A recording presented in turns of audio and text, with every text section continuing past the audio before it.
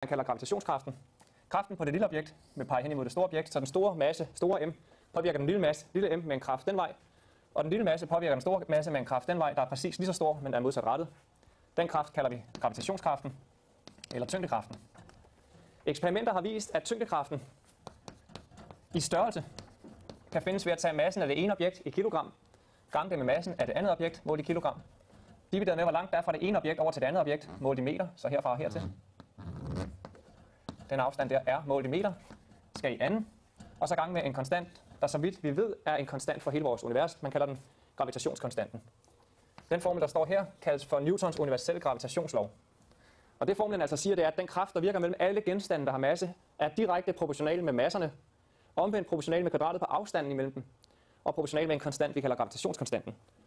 Gravitationskonstanten G kan man måle i et laboratorium ved hjælp af et forsøg, der hedder Cavendish-eksperimentet. Og den er 6,67, man kender en 3-4 decimaler mere end det der, dem kan jeg bare ikke huske, gange 10 i minus 11. Og enheden på den her størrelse, på den her fysiske naturkonstant, kan man se ved at kigge på formlen. Masse gange masse, det giver kilogram gange kilogram. Og det skal ende i newton, så dem skal vi dividere med for at få dem til at gå ud, så den her enhed må have kilogram i anden hernede i nævneren. Og nede i nævneren i selve formlen, der står meter gange meter. Dem skal vi også have til at gå ud, for det skal ende med at komme ud i newton, fordi kraft mål til newton. Så der skal ganges med nogle meter i anden i tælleren. Og så for at få det til at komme ud i newton, så er vi nødt til at gange med newton. Så enheden bliver newton kvadratmeter per kilogram i anden. Så det er altså Newtons universelle gravitationslov. Hvis man er tæt på jordens overflade for eksempel, så man her har planeten Jorden, og her har et objekt med massen m, det her det er massen af Jorden, den kalder vi massen af Jorden, så kan vi se, at så længe objektet er tæt på jordens overflade, så vil afstanden fra objektet og ind til jordens centrum være meget tæt på jordens radius. Der er næsten ingen forskel på jordens radius og på afstanden ud til objektet, hvis objektet er tæt på jordens overflade. Så i det tilfælde, der bliver tyngdekraften ved hjælp af den formel, vi har set her, så bliver det massen af objektet gange massen af Jorden, divideret med jordens radius i anden, og så gange g. Men hvis vi udregner det her for et ganske bestemt sted på jordkloden, så da jordens masse er konstant, og da jordens radius, det sted vi kigger, er konstant, og da gravitationskonstanten i sig selv er en konstant, så vil alt det, der står her, være en stor konstant. Og den konstant kalder man tyngdeaccelerationen, og den skrives som et lille g, så vi har vist, at tyngdekraften på et objekt, der er tæt på jordens overflade, kan findes bare ved at tage objektets masse og gange med det tal g. Det der tal lille g er for planeten Jorden lidt varierende afhængig af, hvor man er hen på jordkloden. I Danmark regner vi med et tal for g, der er ca. 9,82 newton per kilogram. Enheden newton per kilogram kan jo også skrives som meter per sekund i anden. Hvilket man kan kigge på ved at se på grundenhederne for masse og for acceleration. Og hvis man ganger dem med hinanden, så får man enheden newton. Så det var lidt om gravitation. Så skal vi tale om arbejde, og til sidst om potentiel energi, og så om potentiel energi i et tyngdefelt, hvor vi bruger de formler, vi lige har været igennem her for gravitation.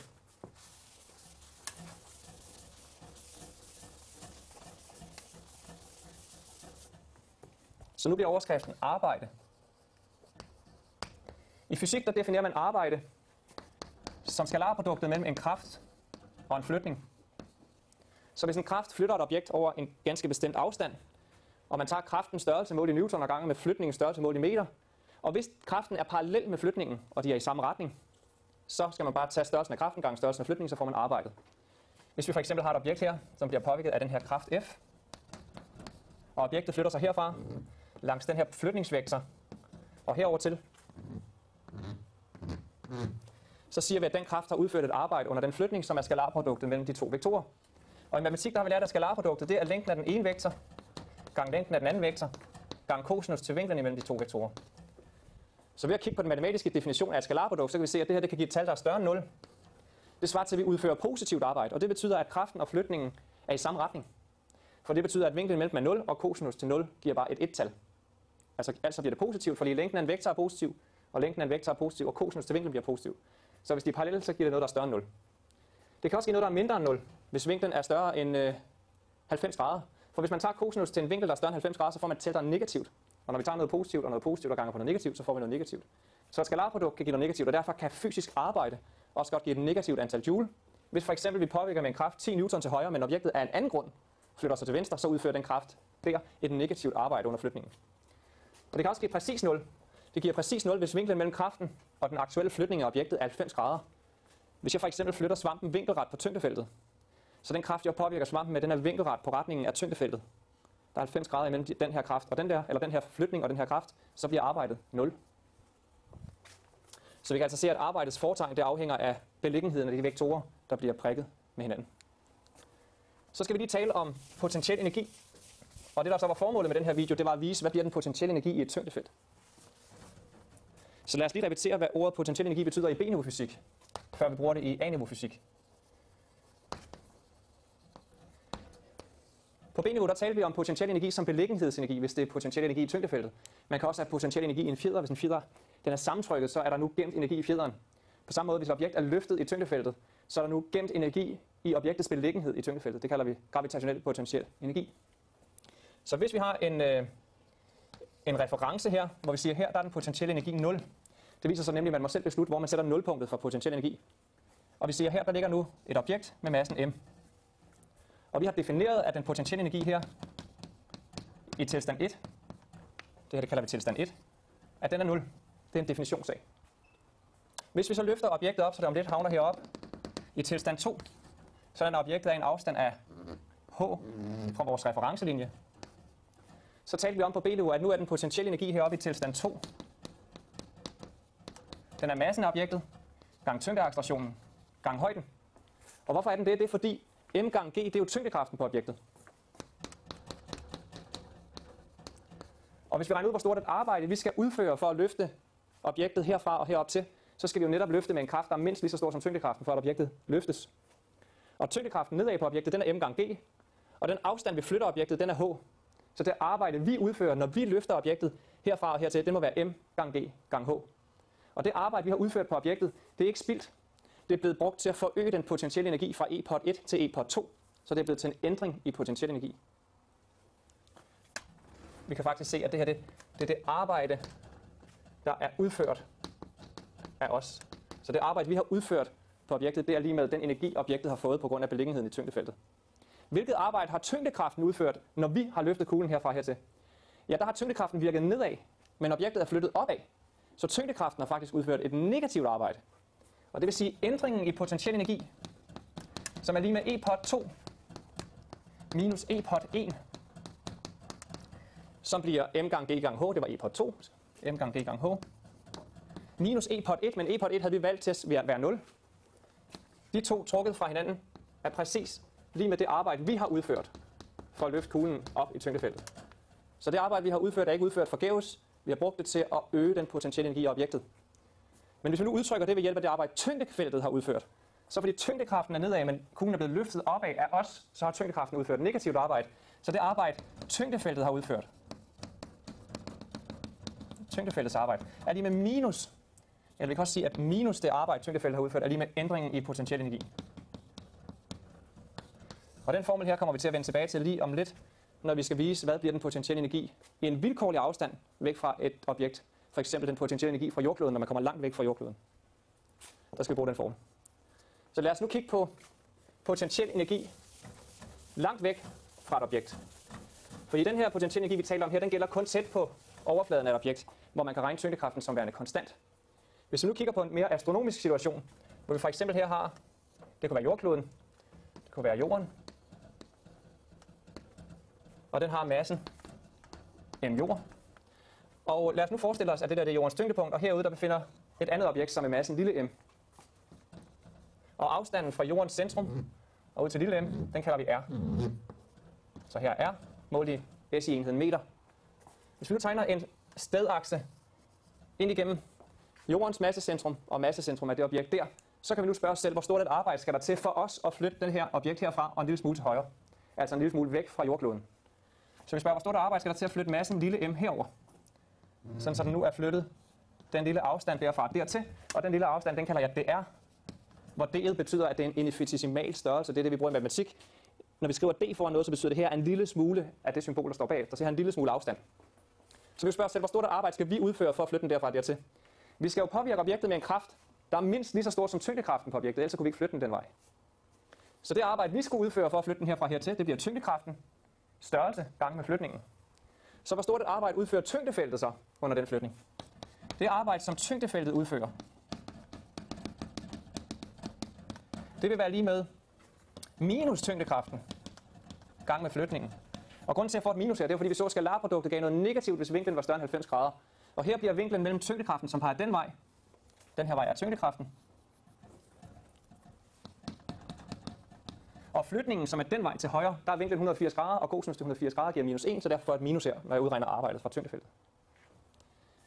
Og det arbejde her, det er kun en del af det lille smule arbejde, jeg har tænkt mig at regne ud, for jeg har tænkt mig at regne ud, hvor stort arbejde skal der til at flytte den herfra, og helt ud til det uendelige fjerne. Så derfor skriver jeg også et D her foran, og det D betyder her er en lille smule arbejde. Det er den lille smule arbejde, tyngdefeltet udfører for at flytte objektet derfra og en lille smule til højre, på vej væk ud imod det uendelige. Så hvor stort bliver så hele det arbejde, tyngdefeltet udfører, når jeg flytter objektet herfra og uendelig langt væk? Hele det arbejde kan jeg så få ved at integrere. Det er det redskab, vi har lært i matematik, det er at integrere, som man kan bruge til at lægge ting sammen, som varierer systematisk, også selvom de små bidrag er uendelig små alle sammen. Så vi skal integrere det, der står her, altså minus f tyngde gang dr. Det skal vi integrere herfra, hvor vi starter, og ud til det uendelige, hvor vi slutter, så vi skal integrere fra r og ud i det uendelige. Men vi har lige set, da vi startede den her video, at gravitationskraften f tyngde kan man finde, vores minus var uden for integraltegnet, og tyngdekraften kan man finde fra r til uendelig, med at sige den ene masse gange med den anden masse, og det var så i det her tilfælde massen af jorden, divideret med afstanden i anden, og så gange gravitationskonstanten. Så det vi skal integrere, det er altså det her, der står her.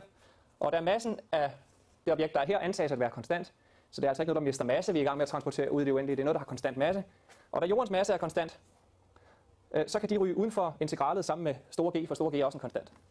Så alt det der vil give minus m gange store m gange g gange integralet fra r til uendelig. Og det, der så står tilbage herinde under integralet, det bliver 1 divideret med r i anden. Det bliver 1 divideret med r i anden. Det er. Så regner vi lidt videre på det. I matematik der har vi lært at finde stamfunktionen til 1 over r i anden. Det kan vi se, det giver minus en r-del. Så vi får minus m gange store m jord gange g gange minus en r-del fra r til uendelig. Hvis man er i tvivl om, at minus en r-del er stamfunktion til 1 over r i anden, så kan man bare prøve at differentiere det her, så skulle man meget gerne få det her. Det der står her er nemlig det samme som minus r i minus første. Så ganger man eksponenten på minus 1 ned foran. Minus gange minus giver plus. Og så tager man r opløftet en eksponent, der er 1 mindre, så det giver r i minus anden, hvilket er det samme som det, der står der. Så sætter jeg den øverste grænse ind på r's plads. Hvis jeg sætter uendelig ind, på r's plads, så får jeg et tal, der er meget tæt på 0. Så den øverste grænse indsat kan vi ignorere. Minus, og så skal vi sætte den anden grænse ind, men der står minus i forvejen. Minus minus, det giver plus. Så når jeg sætter den anden grænse ind, som bare erstatter r med r selv, så giver det en r-del. Så jeg skal altså dividere her med r. Og nu har jeg fået det arbejde, som tyngdefeltet udfører på et objekt, der flyttes fra en eller anden given position og ud i det uendelige fjerne. Og det arbejde er negativt. Hvorfor er det negativt?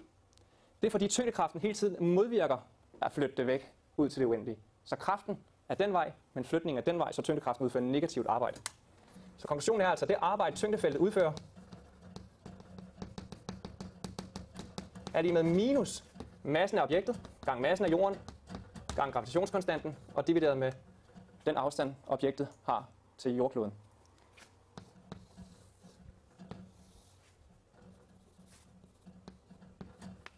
Men da vi så det fra tidligere, der så vi, at det arbejde, tyngdefeltet udfører, er lige med minus ændring i potentiel energi. Det kan vi nu bruge. Vi ved, at det arbejde, tyngdefeltet udfører, er lige med minus ændringen i potentiel energi. Og da vi ved, at det er ligegyldigt, om det minus står der og der, så kan vi sådan set bare flytte det her, og så skrive det her ud. Ændringen i potentiel energi, det er jo e pot 2 minus e pot 1. Det vil sige, at vi kan konkludere, at det, der står her, e pot 2 minus e pot 1, er lige med minus a tyngdefelt. Men a tyngdefelt har vi vist, at de med det der. Så hvis vi tager det her og sætter ind på a tyngdefelts plads, så står der minus minus. Så nu har vi altså fået, at m gange m jord gange g divideret med r er lige med e pot 2 minus e pot 1.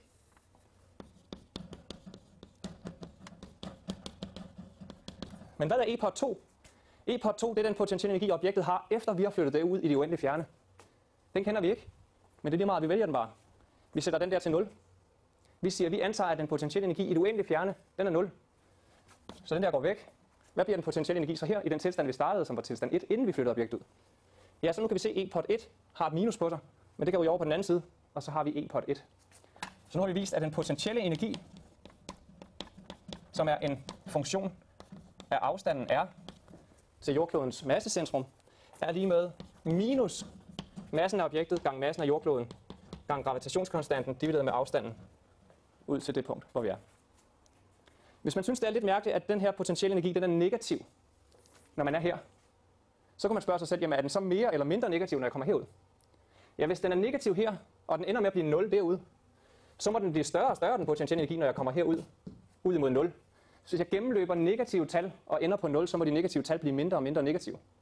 Og da det altid er ændringen i potentiel energi, vi er interesseret i, så giver det mening. For hvis jeg beregner den potentielle energi her, og den potentielle energi her, og så sagde e-pot 2 minus e-pot 1, så vil jeg få et positivt tal. Så jeg har en positiv energitilvækst, når jeg går herfra og hertil. En positiv potentiel energitilvækst. Jeg tror, vi stopper vores video her, og så kan vi tage en anden video, hvor vi tager et par eksempler på, hvordan man bruger den her formel for potentiel energi.